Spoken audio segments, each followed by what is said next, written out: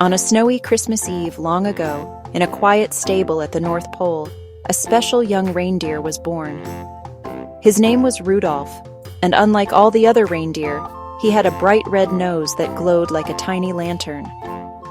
At first, the other reindeer laughed at him. They pointed, they whispered, and they called him names.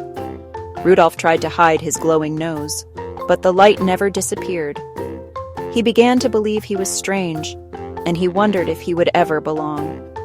Meanwhile, Santa Claus was getting ready for the most important night of the year.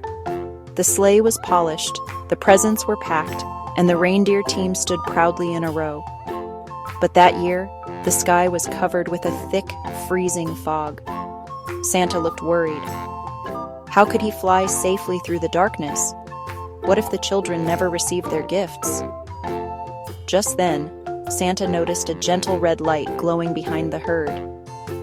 He walked closer and saw Rudolph, shy and nervous, trying to avoid attention.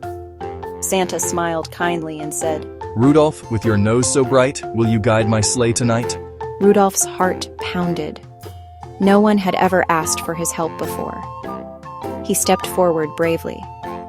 When the sleigh lifted into the sky, his glowing nose cut through the fog like a lighthouse guiding a ship.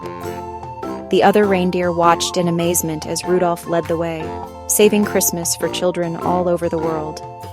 By the time they returned to the North Pole, Rudolph was no longer teased. He was celebrated as a hero.